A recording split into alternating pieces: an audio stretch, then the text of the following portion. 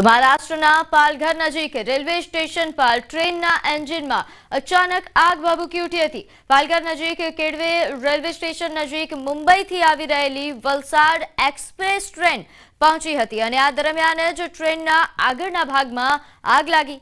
આગ લાગતા જ ટ્રેનમાં સવાર યાત્રીઓના જીવ અદ્ધર થઈ ગયા હતા।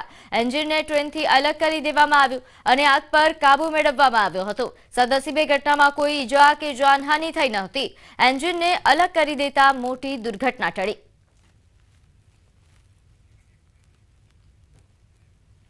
તો રાજકોટના કોરાટ ચોક નજીક કન્ટેનર પલટ્યું। કન્ટેનરમાં 5 લોકો સવાર હતા। 5માંથી 2 લોકોના મોત નીપજ્યા જ્યારે અન્ય 3 લોકોને ઈજા પહોંચી છે। ઈજાગ્રસ્તોને સારવાર અર્થે હોસ્પિટલ ખસેડવામાં આવ્યા। તો ફાયર બ્રિગેડ અને સ્થાનિક પોલીસની ટીમ તાત્કાલિક ઘટના સ્થળે પહોંચી તપાસ હાથ ધરી હતી। ફાયર વિભાગ દ્વારા રેસ્ક્યુની કામગીરી પણ હાથ ધરવામાં આવી। રાજકોટના કોરાટ ચોક નજીક જે છે કન્ટેનર પલટી ગયું છે અને 2 લોકો છે તે દબાયા છે। અત્યારે અહીંયા કામગીરી પણ હાથ ધરવામાં આવી રહી છે। આપ દ્રશ્યોમાં પણ જોઈ શકો છો કે જે રીતના ફાયર વિભાગની ટીમ છે તે પહોંચી છે। આ કન્ટેનરની અંદર પણ જે છે એક જે ક્રેન હતી અને જે આ કન્ટેનર છે તે જે ગોંડલ રોડ તરફ જે છે પસાર થઈ રહી હતી એ સમય દરમિયાન આ ઘટના બની હતી। અત્યારે ફાયર વિભાગની ટીમ પહોંચી છે અને તેમના દ્વારા જે છે આ કન્ટેનરને જે અંદર મશીન છે પેલા એમને બહાર કાઢવાના પ્રયાસ હાથ ધરવામાં આવી રહ્યા છે। અંદર એક જે નીચે છે બાઇક ચાલક 2 દબાયા છે તેમના જે છે મૃત્યુ થયા હોવાની અત્યારે પ્રાથમિક વિગતો મળી રહી છે। ફાયર વિભાગ દ્વારા સઘન પ્રયાસો હાથ ધરવામાં આવી રહ્યા છે। ફાયર વિભાગની ટીમ પહોંચી છે। અહીંયા ક્રેનની મદદથી આ સમગ્ર કામગીરી હાથ ધરવામાં આવી રહી છે। આ ઘટનામાં જે છે ટોટલ 5 લોકો હતા। 3 લોકોને ઈજા પહોંચતા તેમને તાત્કાલિક સિવિલ હોસ્પિટલ ખાતે ખસેડવામાં આવ્યા છે જ્યારે 2 લોકોના મૃત્યુ થયા છે તેમના જે છે અત્યારે અહીંથી બહાર કાઢવાના પ્રયાસો હાથ ધરવામાં આવી રહી છે। ખાસ કરીને રાજકોટ ખાતે જે છે આ ઘટના બની છે અને અત્યારે અહીંયા મોટા પ્રમાણમાં લોકોના ટોળા છે। બીજી તરફ આ જે 150 ફૂટ રોડ છે તે અત્યંત બિસ્માર હાલતમાં પણ છે ત્યારે આ અકસ્માત સર્જાવા પાછળનું શું કારણ છે તે પણ મહત્વનું રહ્યું। હાર્દિક જોશી, ન્યૂઝ 18 ગુજરાતી, રાજકોટ। તો બનાસકાંઠાના દાંતીવાડા ડેમમાંથી 2000 ક્યુસેક પાણી છોડાશે। સવારે 11 કલાકે ડેમમાંથી પાણી છોડાશે। નદીકાંઠા અને નીચાણવાળા વિસ્તારોને પૂરના જોખમને લઈને એલર્ટ કરાયા છે। તો હાલ ડેમની સપાટી 602 ફૂટની નજીક પહોંચી છે જે રૂલ લેવલ વટાવી શકે છે। જિલ્લા તંત્રને પણ એલર્ટ કરવામાં આવ્યું। તો ઉપરવાસથી સતત પાણી આવતા પાણીનો જથ્થો વધવાની શક્યતા।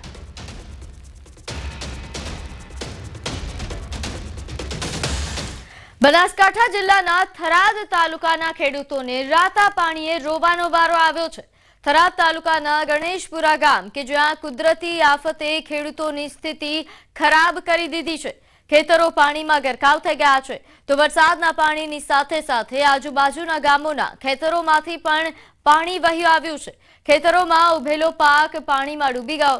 તો પરિણામે ગામના લગભગ 200 એકર ખેતીની જમીન સંપૂર્ણપણે પાણીમાં ગરકાવ થઈ ગઈ છે। 2 દિવસના ભારે પવન અને વરસાદે તેમનો આખો પાક નષ્ટ કરી નાખ્યો છે। આટલા પાણી ભરાતા ખેડૂતોની શિયાળુ સિઝન પણ નિષ્ફળ જશે જેથી ખેડૂતો સરકાર પાસે જમીન ધોવાણ તેમજ પાક નિષ્ફળ માટેની સહાયની આશા રાખીને બેઠા છે।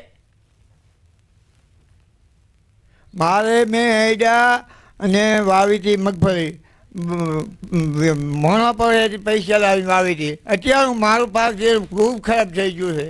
કોઈ હાલત નહીં। ભરૂચ શેપડાનું પાણી આવ્યું છે। કોઈ રાખ્યું નહીં। ખૂબ ખરાબ થઈ ગયું। કોઈ હાલત નથી મારી। કોઈ ખાસ સારો કોઈ રાખ્યો નથી। માલ પશુ નથી અને ખરાબ હાલત આવી ગઈ છે। પાણી મેં વર્ષોથી ખેતી કરવા કદી આવ્યું નથી। કોણ સાલે કોઈ પાણી આવ્યું છે કોઈ સાહેબ કોઈ રાખ્યું જ નથી। હવે ઘણો માલે અત્યારે ભૂખ્યો ઊભો છે અને પાણીમાંથી વરાતું નથી। ખારું દૂધ પાણી છે। આની મારી વ્યવસ્થા હવે સરકાર શરી જે કરે શરી પરિસ્થિતિ એટલે અત્યારે અમારે કોઈ હાલત છે જ નહીં। ખાવા પીવાનું મકને કોઈ નથી। ઢોરોના ખોટા બોળાઈ ગયા છે। અમે મનખાના ક્ષેત્રોમાંથી પાણી લાવીને પીવાવાળા, મનખાના ક્ષેત્રોમાંથી ઘાસ લાવીને નાખવાવાળા કશું નથી। અમારું 2025 રૂપિયા પપાઈયા તો એ કોઈ વધ્યું નથી। બધું બળી ગયું છે। વડોદર એ બાદનો સૌપુરાથી ગણેશપુરામાં પાણી અમારા હાલ ખેતરોમાં પાણી હેડે છે। ગુડોહોમાં અને આખું જમીન ધોવાઈ ગઈ છે। પાક નિષ્ફળ થઈ ગયો છે। મકાનોને બધી કોઈ ડેમેજ થઈ ગયા છે આજની તારીખમાં બધા મકાન। એના સિવાય કે અમને સરકાર જોડે એક જ માંગ છે કે અમને પાક નિષ્ફળ અને જમીન ધોવાણ બંનેનું સંપૂર્ણપણે વળતર આવે એવી મારી અપેક્ષા છે। વરસાદ આવ્યો, આખી ખેતી ભરાઈ ગઈ હતી અને એનાથી પાક તો બધો નિષ્ફળ હતો જ, પણ જ્યારે સોય ઉપરાંત ભડોદરનું બંને ગામોના પોણી જ્યારે આવ્યા ત્યારે અમારા ગામની લગભગ 200 એકર જેટલી જમીન હાલ પોણીની ભરલ પડી છે. પોણી અત્યારે 8 ફૂટ સુધી આવે છે અને સરકાર શ્રી વિનંતી છે કોઈ કરીને કાં તો આનો નિકાલ તો થઈ શકે એવો નથી, પણ ખેડૂતોને અત્યારે રોતે પોણીએ રોવાનો વારો આવ્યો છે. તો ગાંધીનગરમાં ગેરકાયદેસર દબાણ પર બુલડોઝર ચાલ્યું. સાબરમતી કાંઠા વિસ્તારમાં ડિમોલેશન, પોલીસના કાફલા સાથે દબાણ દૂર કરાયા. સરકારી જગ્યામાં બાંધકામ કરાયા હતા, જેમાં 700 થી વધુ દબાણો પર બુલડોઝર ફરી વળ્યું. તો ગાંધીનગરમાં બુલડોઝર વાળી થઈ. અહીં સરકારી જગ્યામાં જે બાંધકામ કરવામાં આવ્યા હતા તેના પર બુલડોઝર ફર્યું. 700 થી વધુ દબાણો અને દૂર કરવામાં આવ્યા. નોંધનીય છે કે આ કામગીરી કડક કાર્યવાહી અહીં કરવામાં આવી હતી. છેલ્લા ઘણા સમયથી અહીં ગેરકાયદેસર બાંધકામને લઈને ફરિયાદો હતી, ત્યારે સાબરમતી કાંઠા વિસ્તારમાં ડિમોલેશન કામગીરી.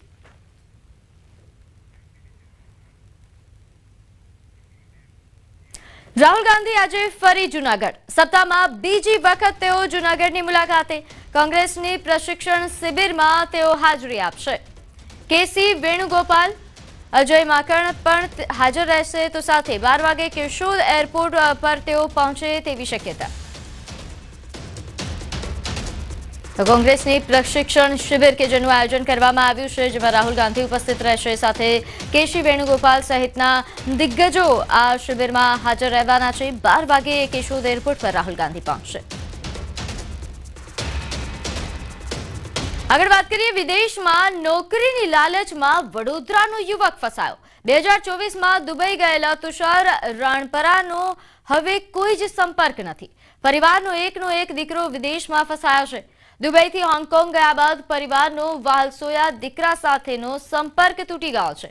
યુવકના પિતાએ સભા પોલીસ મથકે એજન્ટ વિરુદ્ધ ફરિયાદ નોંધાવી.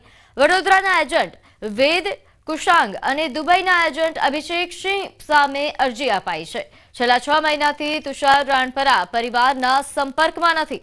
તેના માતા પિતાએ સરકાર પાસે સહાયની માંગ કરી છે. पहुंचने के बाद वहाँ का मेरे को लोकेशन बताया और मेरे को बोलता है कि मैं यहाँ थाईलैंड में हूँ और जो एरिया में रह रहा है वहाँ पे कोई रहना का एरिया नहीं है. वहाँ पे जो कंपनी है, मेरे को ऐसा डाउट लगता है कोई चाइना फ्रॉड कंपनी है, तो उसने उसका पूरा कॉलोनी खड़ा किया हुआ है. चारों ओर पहाड़ी है, पहाड़ी के बीच में पूरा खड़ा किया हुआ स्ट्रक्चर है और पीछे की साइड में एक बहुत बड़ा बौद्ध भगवान, वो मेरा लड़का ऐसा बता रहा है, तो बौद्ध भगवान का मंदिर बन रहा है बहुत बड़ा.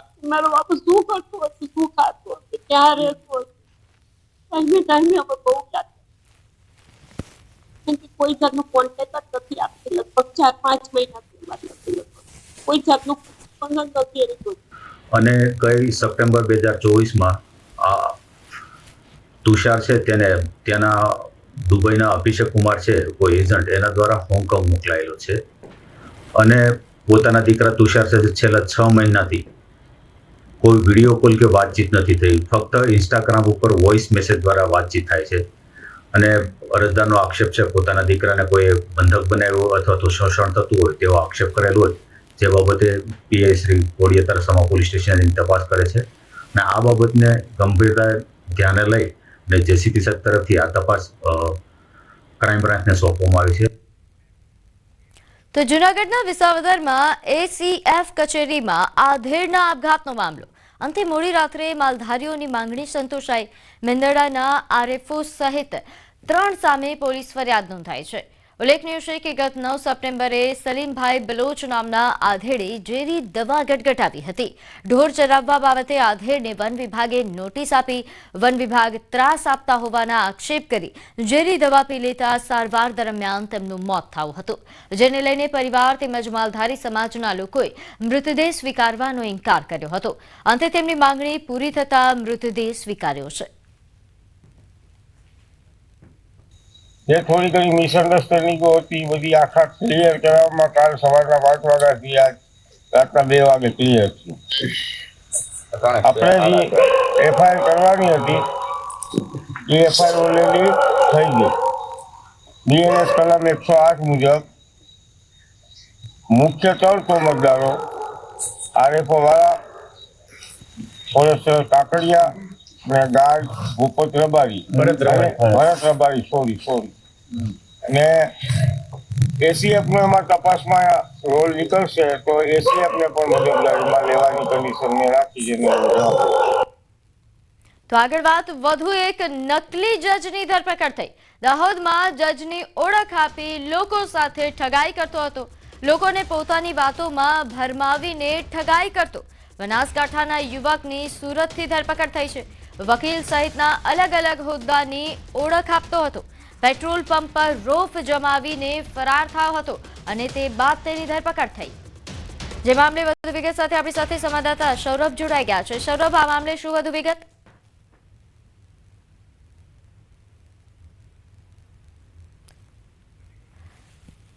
તો વધુ એક નકલી જજની ધરપકડ થઈ છે. નોંધનીય છે કે જજની તેમજ વકીલની ઓળખ આપીને તે વારંવાર લોકો સાથે ઠગાઈ કરતા હોવાની ફરિયાદ નોંધાઈ હતી. લોકોને પોતાની વાતોમાં ભરમાવીને ઠગાઈ કરતો હતો.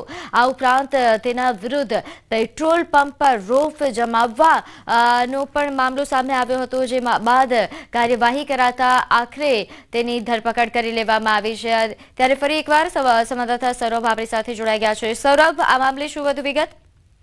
બિલકુલ કહી શકાય કે અત્યારે દાહોદમાં એક બાદ એક જે નકલીનો રાફડો ફાટી નીકળ્યો હોય તેવું લાગી રહ્યું છે. પહેલા નકલી સરકારી કચેરી, ત્યારબાદ નકલી એને, ત્યારબાદ નકલી લેટર અને હવે નકલી જજ પકડાયો હોય તેવી વાત સામે આવી રહી છે. દાહોદમાં જે જજની ઓળખ આપી અને લોકોને છેતરતો હતો આ ઈસમ, જેમાં કહી શકાય કે દાહોદ નજીક એક પેટ્રોલ પંપ છે, ત્યાં પેટ્રોલ પંપ ઉપર જજ હોવાનો રોપ જાડી અને ત્યાંથી પછી ફરાર થયો હતો. બનાવ સંદર્ભે પેટ્રોલ પંપના કર્મચારી દ્વારા પોલીસને જાણ કરવામાં આવી હતી અને પોલીસ દ્વારા ફરિયાદ નોંધવામાં આવી હતી અને ત્યારબાદ પોલીસે જે વધુ તપાસ હાથ ધરી હતી, જેમાં પોતાની ખોટી ઓળખ આપી અને લોકોને પોતાની વાતોમાં ભરમાવતો હતો. જે બનાસકાંઠાનો મૂળ રહેવાસી છે અને તેને દાહોદ પોલીસ દ્વારા સુરત નજીકથી ઝડપી પાડવામાં આવ્યો હતો. જજ સહિત અલગ અલગ વિસ્તારમાં તે વકીલ સહિત અલગ અલગ હોદ્દાઓની ઓળખ આપી અને જે કહી શકાય કે લોકોને પોતાની વાતમાં ભરમાવતો હતો. હાલ પોલીસ દ્વારા તેને કોર્ટ સમક્ષ રજૂ કરતા પોલીસે કોર્ટ દ્વારા 10 દિવસના રિમાન્ડ મંજૂર કરવામાં આવ્યા છે. જી, આભાર માહિતી આપવા બદલ.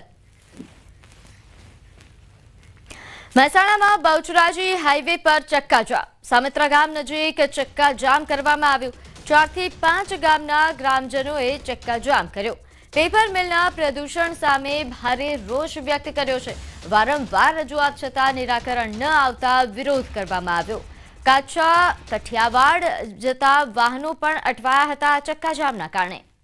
જે મામલે વધુ વિગત સાથે આપણી સાથે સંવાદદાતા કેતન જોડાઈ ગયા છે. કેતન, આજે વિરોધ કરવામાં આવી રહ્યો છે ગ્રામજનો દ્વારા, તેની પાછળનું શું કારણ? ચોક્કસથી જણાવી દઉં કે મહેસાણા બહુચરાજી હાઈવે પર સામેત્રા ગામ નજીક 5 ગામના જે જુદા જુદા ગામજનો છે તેમના દ્વારા આ ચક્કાજામ કરવામાં આવી રહ્યું છે. હજુ પણ આ જે ચક્કાજામ છે ચાલુ છે. પોલીસ ઘટના સ્થળે પહોંચી છે, તેમને સમજાવવાનો પ્રયત્ન કરવામાં આવી રહ્યો છે, પરંતુ ગ્રામજનોની એક જ માંગ છે કે આ જે પ્રદૂષણ ફેલાવી રહી છે પેપર મિલ તેને બંધ કરવામાં આવે અને તો જ તેઓ આ ચક્કાજામ ખોલશે. ત્યાં બીજી બાજુ પોલીસ સતત સમજાવવાની પ્રયત્ન કરી રહી છે. ગ્રામજનોનું કહેવું છે કે અત્યાર સુધી અનેક રજૂઆતો કરવામાં આવી છે, પરંતુ આ રજૂઆતો કોઈ સાંભળતું નથી અને કોઈ એક્શન લેતું નથી, જેના કારણે ના છૂટકે તેમને આ ચક્કાજામ કરવું પડી રહ્યું છે. જી, આ ઉપરાંત કેતન, જે રીતે આપે જણાવ્યું કે હજુ પણ ચક્કાજામ છે, તેના કારણે ટ્રાફિક પર કેવી અસર? ચોક્કસથી આજે કલાક જેટલો સમય થયો કે ચક્કાજામ કરે, તેના કારણે જે ચોક્કસથી જે ટ્રાફિક હોય છે ફૂલ જોવા મળી રહ્યો છે. કિલોમીટરો સુધી જે ટ્રાફિક જામ સર્જાયું છે. અનેક જે વાહન ચાલકો છે અટવાયા છે, કેમ કે તેમને ખબર ન હતી કે આ સમયે ચક્કાજામ થઈ શકે છે. ત્યારે તેઓ ચોક્કસથી આ બહુચરાજી જતા મહેસાણાથી બહુચરાજી અને બહુચરાજીથી મહેસાણા આવતા અનેક જે વાહનો હોય છે હાલમાં અટવાયા છે અને હેરાન પરેશાન થઈ રહ્યા છે. જી, આભાર માહિતી આપવા બદલ. આ તરફ રાજકોટમાં ટેકાના ભાવ માટે રજીસ્ટ્રેશન રદ થયા. રામનગર ગામના ખેડૂતોના રજીસ્ટ્રેશન રદ થયા. સેટેલાઇટ ઇમેજમાં મગફળીનો પાક ન દેખાવ. રજીસ્ટ્રેશન રદના ખેડૂતોને મોબાઈલમાં મેસેજ આવ્યો છે. ત્યારે મગફળી હોવા છતાં રજીસ્ટ્રેશન રદ થયા હોવાનો દાવો થઈ રહ્યો છે, જે મામલે હાલ વિવાદ સર્જાયો. તો આ તરફ અરવલ્લીમાં દારૂ ભરેલું એક્ટિવા મળી આવ્યું. અજાણ્યા શખ્સ એક્ટિવા સાથે દારૂ છોડીને ફરાર થયા. પોલીસે દારૂ અને એક્ટિવા જપ્ત કર્યા છે. આરોપી સગીર વયનો હોવાનો પણ દાવો કરાઈ રહ્યો છે. તો તો અરવલ્લીથી આ મામલો સામે આવ્યો છે કે જ્યાં એક્ટિવામાં દારૂનો જથ્થો મળી આવ્યો. દારૂ ભરેલું આ એક્ટિવા મળી આવતા ચકચાર મચી હતી. એવી શક્યતાઓ વ્યક્ત થઈ રહી છે કે એક્ટિવા એ કોઈ સગીર વયનો આરોપી હતો કે જે એક્ટિવા મૂકીને ફરાર થયો છે. હાલ તો એક્ટિવા સાથે દારૂ પોલીસે જપ્ત કર્યું છે અને આગળની તપાસ શરૂ કરવામાં આવી છે. સરદાર સન્માન યાત્રા રાજકોટ પહોંચી. રાજકોટ સહિત સૌરાષ્ટ્રના પાટીદાર અગ્રણીઓ ઉપસ્થિત રહ્યા. રાજકોટના રાજવી પરિવારના માંધાતા સિંહ જાડેજા, સૌરાષ્ટ્રના રાજકીય તેમજ સામાજિક અગ્રણીઓ પણ ઉપસ્થિત રહ્યા. તો રેસકોર્સ રિંગ રોડ પર સરદાર પટેલ સ્ટેચ્યુ ખાતે સભાનું આયોજન કરવામાં આવ્યું. ખોડલધામના ચેરમેન નરેશ પટેલના પુત્ર શિવરાજ પટેલે કહ્યું કે રાજકારણને સમાજ સાથે ન જોડીએ તો સારી બાબત છે. સરદાર પટેલની યાત્રા સામાજિક છે. રાજકીય રીતના જો કોઈ ઇન્વોલ્વ થતું હોય તો એમનો એને સમાજને આપણે ભેરા ન જોડીએ સારી વસ્તુ.